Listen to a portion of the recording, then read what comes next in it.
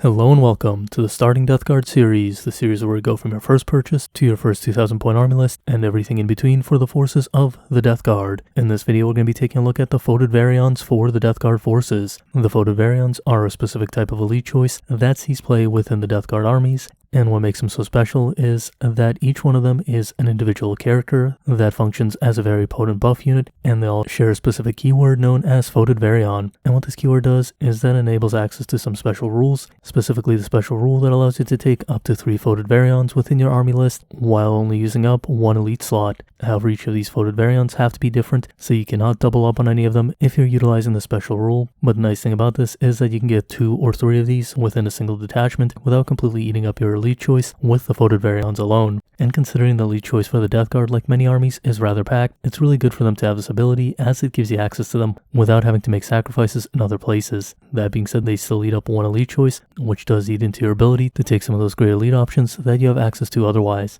However, with specialist attachments and the like, you should usually find enough room to fit in everything that you want, especially considering that Death Guard tend to be a rather expensive and elite army. And before we get into the Foetid Virions themselves, you should also keep in mind that because they're characters, they make for a great choice for carrying relics and warlord traits, especially warlord traits that allow them to buff other units within range, such as our Contaminator, which allows rerolls to the hit and wound roll under specific conditions. And this is because the Foetid Virions all pretty much function as buff units to begin with, meaning that they're usually going to be already performing a certain function of escorting certain units into battle, so they have a great opportunity to further enhance the abilities of those different choices when seeing play on the battlefield. One last thing we'll discuss before looking at each individual Foetid Virion is some other commonalities that they share between them. All of the Foetid Virions have the same stat profile, with the standard 5-inch movement for Bubonic Astartes, a 3+ weapon and ballistic skill, as well as a toughness of 5, making them rather resilient, with each of them sporting 4 wounds and a 3+ armor save, in addition to being disgustingly resilient and having Contagions of Nurgle. And don't forget, because they belong to plague companies, you can even put those special plague company contagions on them in order to utilize some of the auras that those contagions offer, in the same sense that you would utilize other warlord traits as well. And with all that being said, let's take a look at the 5 different Foetid Virions that are available to your Death Guard forces.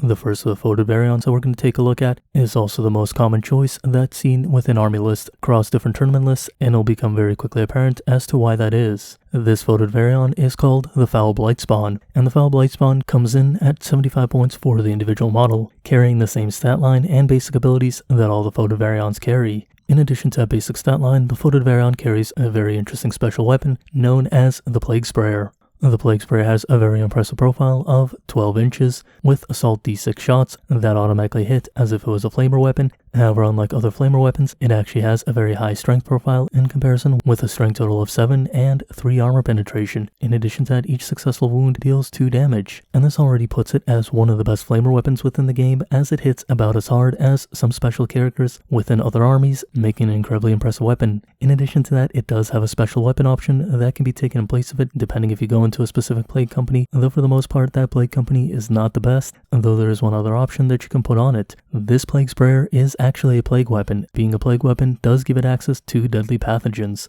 and if you take the deadly pathogen of Vicious Death on it, you increase the strength profile to 8 strength, meaning that anything toughness 4 is going to go down really easily, and it'll have an easier time damaging things that are toughness 7. That's all Vicious Death gives for those 10 points that you would have to invest into it, because in addition to that, Vicious Death allows you to reroll the number of attacks generated by this weapon. This means you get 2 chances at generating a higher number of attacks, though you should keep in mind your average number of attacks is going to be about 3 to 4 shots, and that's quite an impressive amount of shots with that high strength profile and armor penetration. In addition to that, 2 damage isn't anything to laugh at. Not to mention that also being assault, you can advance and still shoot this weapon, but suffer no penalty because once again, it automatically hits, meaning you don't really care about that negative hit modifier that you would experience in other situations. And this alone shows a rather powerful side of the Foul Blightspawn, considering this Plague Sprayer alone, with the benefit of the Vicious Death on a rather tanky profile, is already somewhat impressive. Though even with that in mind, the Foul Blightspawn carries yet another special ability that is rather potent. This special ability is called Putrifying Stink, and what Putrifying Stink says is, at the start of the fight phase, you select one enemy unit within 3 inches, and that unit fights after all of your eligible units have fought within that fight phase. And this means essentially your opponent is fighting last, and Death Guard has some really scary melee units, meaning that you can essentially inflict massive damage or take out your opponent before they have a chance to fight back. And if you're still not impressed with the Foul Blightspawn, he has one other special option that no other unit has access to, being a relic known as Revolting Stench Vats. This special special relic gives the Foul Blightspawn a special aura that has a 6-inch range and says that enemy units cannot use any rules that would let them fight first and cannot count as making a charge move within this turn if they're within range of this aura.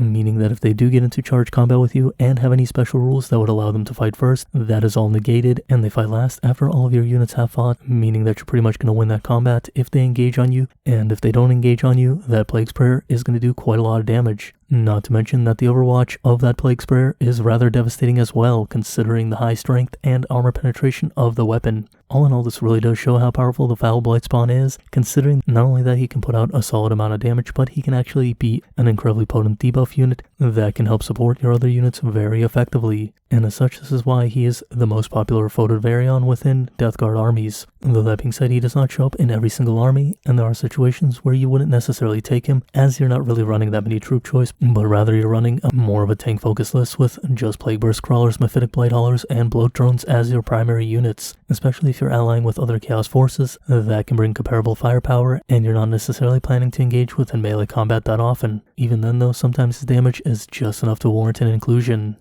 The second most popular Foetid Virion is the Tallyman, coming in at 70 points, and unlike the Foul Blightspawn, he does not come with any particularly impressive weapons, coming armed with a plasma pistol and an assortment of grenades like normal Death Guard units do. Though what the Tallyman does bring to the table is an assortment of different abilities that can be rather great for a Death Guard army. The first of these abilities, and probably the most tame, is the Sevenfold Chant. The Sevenfold Chant says that at the start of your command phase, if this model is on the battlefield, roll 2d6, and on a 7+, you gain 1 command point. This is a decent enough ability because command points are always in short supply, and there are always ways to utilize more command points than you have access to over the course of a game. And considering that 7+ isn't the hardest thing to roll on a pair of dice, you're actually going to generate a decent amount of command points as long as the Tallyman is on the table for the majority of the game. Now that being said, if you do have 2 Tallyman on the table at the same time, you cannot double up on the command points generated. However, what it does allow you to do is make 2 different rolls, and as long as you succeed on one of them, you do get that command point. So there is some minor benefit on having 2 just for this ability, so that you can better assure that you're going to roll that 7+ on those 2 dice in order to generate those command points.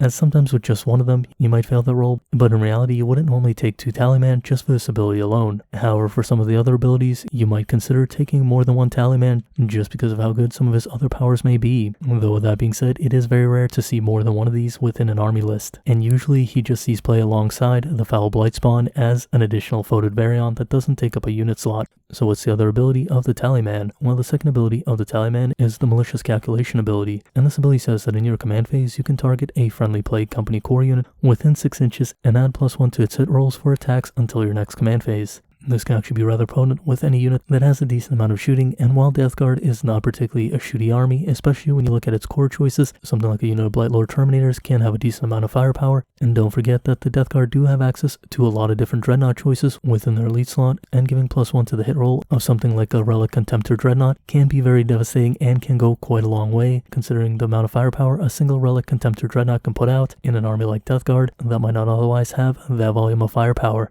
As such, the Tallyman will oftentimes be paired with Relic Contemptor Dreadnoughts, who make quite a lot of appearances within the Death Guard forces, and we'll discuss them a little more in detail when we reach the elite video for the Death Guard armies. Now there's one other thing to mention about the Tallyman. Like the Foul Blightspawn, he does have access to a special relic that only he can carry, this special relic being the Tollkeeper. And the Tollkeeper relic offers him a special aura that says, friendly Plague Company core units within 6 inches score an additional hit with range attacks on an unmodified roll of 6 to hit. So once again, this is another one of those really powerful relics, considering how many shots a Contemptor Dreadnought can have when armed with Volkai weapons, and considering you want to get as many wound rolls as possible, it does quickly add up to actually generate a couple additional hits, and considering you're probably already using your Malicious Calculation ability on that Dreadnought, you're going to actually put out quite a devastating amount of damage when you pair those 2 units together, and the nice thing about all of that is at the same time, you're probably generating some command points. So overall, the first Tallyman within the army thinks that special relic, his Malicious Calculations, and his Sevenfold Chant provides quite a lot of utility benefit to any army that he's included in, and this is probably why he sees so much play, simply because all those things add up to quite a lot of benefit over the course of any given game, meaning that essentially he makes up those 70 points very easily and very quickly. After the Foul Blightspawn and the Tallyman, most of the Foetid Virions see very minimal play, but they do still show up within top 4 army lists, and they could all do a decent amount of work considering the amount of points they cost. And the best of the last 3 Foetid Virions is the Biologus Putrifier. The Biologus Putrifier is a unit you get within the combat patrol box, and isn't that bad considering he only costs 65 points, making him one of the cheaper Foetid Virion options that you can have access to. And he comes with his own special weapon being an injector pistol. The injector pistol probably has the shortest range of any ranged weapon within the game, having a total of 3 inches of range, 1 pistol shot, and a strength of 4 with 1 armor penetration and 1 damage. This pistol, like all of the weapons that the Foetid Virions carry, is a plague weapon, and while normally its stat profile would be very underwhelming, it does have one special ability that gives it a little bit more of an interesting flavor. Considering this pistol is a big syringe, and it has such a short range, it does have the perk whenever this pistol makes an attack against an infantry, cavalry, or beast unit and successfully wounds the target, it inflicts D3 mortal wounds against that enemy unit in addition to its normal damage. This can actually quickly add up, considering there are a lot of infantry unit where that strength of 4 is going to be decent enough to put through a little bit of damage. However, at the end of the day, you pretty much have to consider this pistol as an extra melee weapon that has a pretty short range. Though this actually might end up being a little worse than being just simply a melee weapon, considering the Foetid Virions have a decent number of attacks, having 4 attacks each. And the fact that if you're out of range of it in the shooting phase, you can't actually fire it once you're within combat range, which makes it a little bit worse than if it was just a melee weapon. Now the Biologus Putrifier is the first of the Foetid Virions that comes with a dedicated melee weapon, having a plague knife, which means he makes attacks at strength 4, 1 armor penetration, and 1 damage for those 4 attacks. This is a little better than the other Foetid Virions who do not have a dedicated melee weapon, but it's nothing particularly impressive in itself. What the Biologus Putrifier does have is a couple of special abilities, with the first one being Blight Racks, and this is an aura ability that says friendly bubonic Astartes within 6 inches add 1 armor penetration to their blight grenades and increase the damage of their blight grenades to 2. And if you remember, blight grenades normally have a strength of 4 and 0 armor penetration, as well as dealing 1 damage, so this is definitely a decent enough increase. However, if this is all the Biologus Putrifier did, I'd be highly unimpressed, but luckily for us, that's not all he does, considering he has another ability called Foul Infusion. And what Foul Infusion says is he is allowed to select 1 friendly Plague Company core unit within your charge phase or the fight phase, and until your next command phase. Each time a model in that unit makes a melee attack with a plague weapon,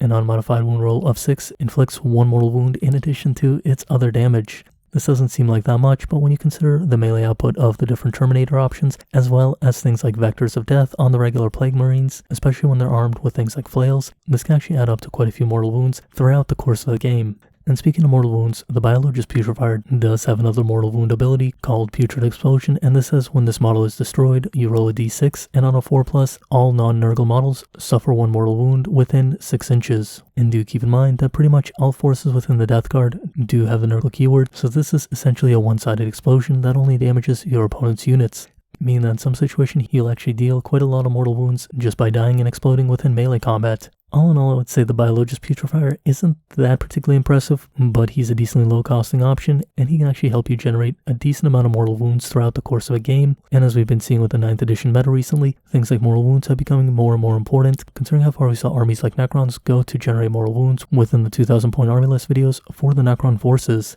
As such, I would say there's probably a little more room for the Biologus Putrifier than we probably assume at this time, and I can imagine that if we continue seeing a trend towards mortal wounds, we might actually see the Biologus Putrifier showing up a little more frequently on the tabletop alongside things like melee Plague Marines or Death Shroud Terminators who can put out those high number of attacks for a rather reasonable price considering they're rather frightening units. The one thing to keep in mind is the question of whether or not you really need those additional mortal wounds. When some of those units already have such a high damage output, that it might be a little more redundant to have that Foul Infusion ability. However, we're seeing a lot of situations where those additional mortal wounds will come in handy.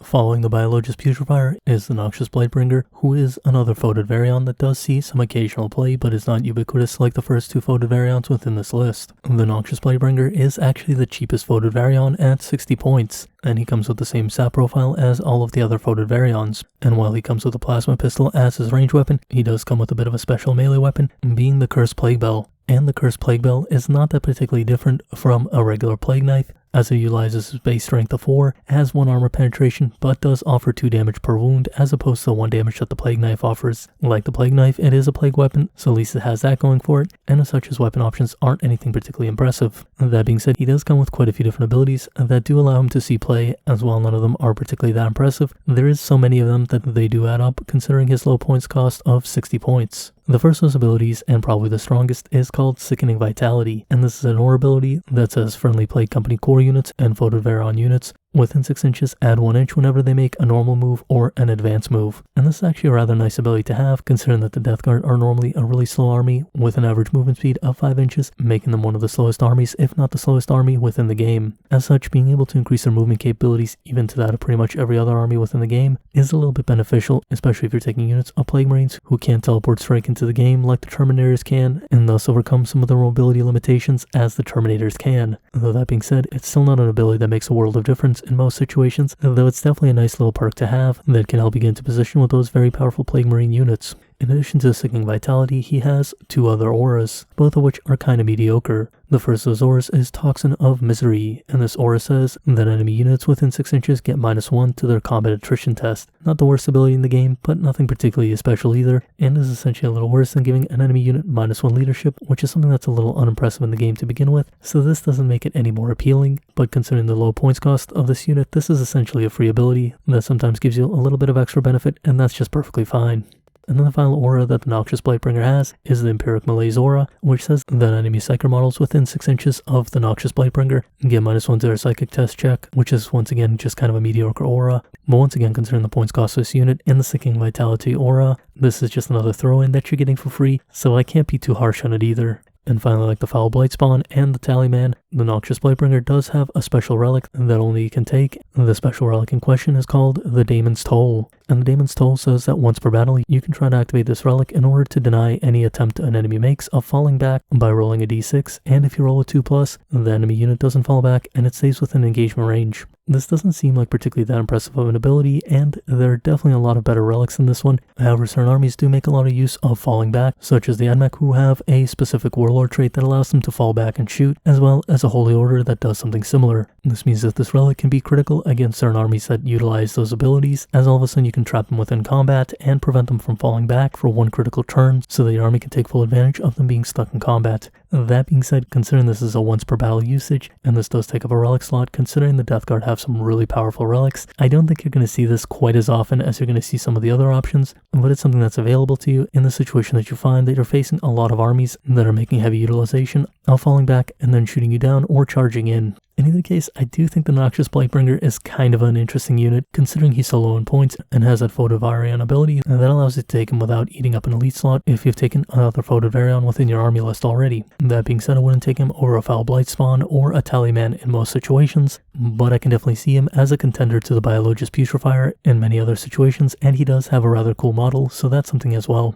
Now there's one last Foetid Virion available to you as a Death Guard player. This Foetid Virion is called the Plague Surgeon and costs 75 points. However, unlike the other Foetid Virions, this one I don't believe has seen any play yet, but I could be mistaken as he might have shown up on a very rare occasion that I just happened so to miss. So let's take a look at the Plague Surgeon and why he might not see much play. To begin with, the Plague Surgeon costs a total of 75 points and comes armed with a bolt pistol as well as a Bale Sword, and that Bale Sword gives him +1 strength, bringing him up to a total of 5 strength, has 3 armor penetration, and 1 damage, as well as being a plague weapon. And this does put him ahead of the other Foetid Virions when it comes to melee combat, as that Bale Sword brings him up to an important 5 strength, which is a breaking point against targets with 5 toughness that are becoming more and more common within the meta, and the 3 armor penetration is very powerful. However, only having 1 damage is not the most impressive in the world, though considering the Foetid Virions aren't really a combat unit, this is a perfectly fine arming option, and I'm not going to be too picky on it specifically. In terms of abilities, he does have a rather powerful ability called Tainted Narthicium, which is an aura ability, and this aura ability says that friendly Bubonic Astartes infantry within 3 inches of this model gain a 6+ Feel No Pain save. And in all reality, a Feel No Pain save is actually rather powerful within the game, especially now that we're seeing so much mortal wound generation. However, a 6+ Feel No Pain save is not that resilient against mortal wounds, and the limited range of 3 inches does hurt this ability significantly, making it really hard to utilize, and you're pretty much only giving this ability to 1 squad. I could definitely see if the range was 6 inches, this unit would probably see a lot more play, and if the range of this aura ability was 12 inches, this model might actually see a ton of play. But unfortunately, it has an incredibly restrictive range, and that's pretty much what keeps it out of the game at this time.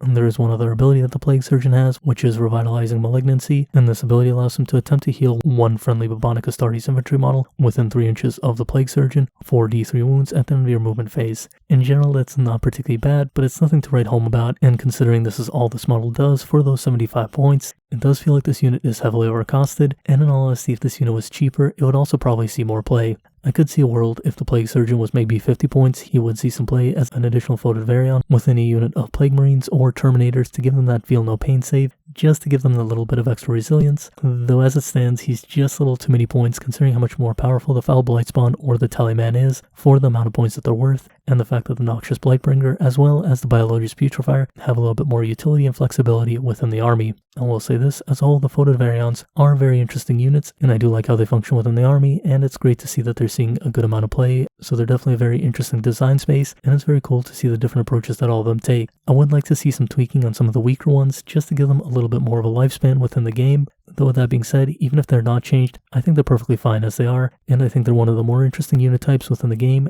and we're kind of seeing some of what they bring to the Death Guard, showing up in other armies, not necessarily in the way of abilities, but rather by being characters that don't necessarily take up unit slots and provide a lot of different utility for the different army lists that they show up in, and I think in a lot of ways the Foetid Virions were a precursor to this in other armies, so it's cool to see some of the innovation from Death Guard showing up in other places as well, so Death Guard have definitely contributed to other armies in a lot of different ways. And as always, if you've enjoyed the content, like and subscribe, as it really does help the channel out, and if you get the opportunity, please do share the channel, as that not only massively helps the channel, but also helps the people who may discover it and benefit from the content. I would also like to give a quick shout out to my patrons. You guys are awesome people, thank you very much for supporting the channel, and regardless if you're a patron or not, thank you for watching, and have a great day.